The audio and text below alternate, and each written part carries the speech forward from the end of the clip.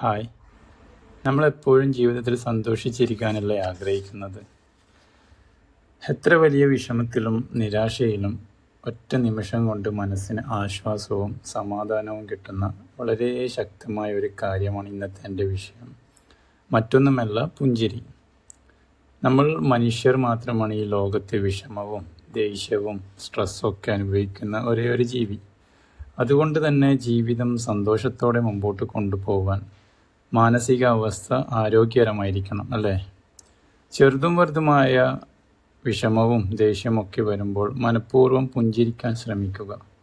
ഇത് കേൾക്കുമ്പോൾ ഇതാണ് വലിയ ഒരു കാര്യമെന്ന് നിങ്ങൾക്ക് തോന്നാം. അതുകൊണ്ടാണ് മനഃപൂർവ്വം എന്ന് ഞാൻ എടുത്തു പറഞ്ഞത്. കാരണം സന്തോഷിക്കുമ്പോൾ ചിരിക്കുക വളരെ എളുപ്പമാണ്. പക്ഷേ വിഷമത്തിൽ ചിരിക്കാൻ കഴിയുന്നവരാണ് ശക്തമായ മനസ്സുള്ളവർ.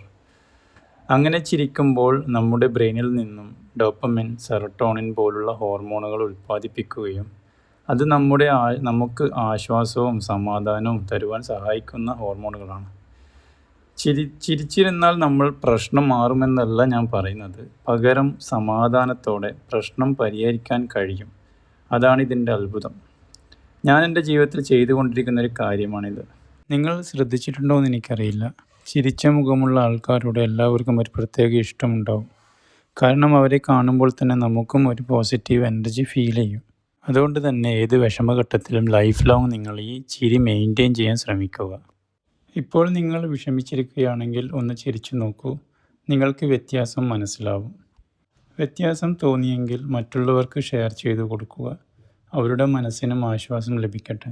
ഈ വീഡിയോയെക്കുറിച്ചുള്ള നിങ്ങളുടെ അഭിപ്രായം കമൻ്റ് ഇടാനും ചാനൽ സബ്സ്ക്രൈബ് ചെയ്യാനും മറക്കല്ലേ.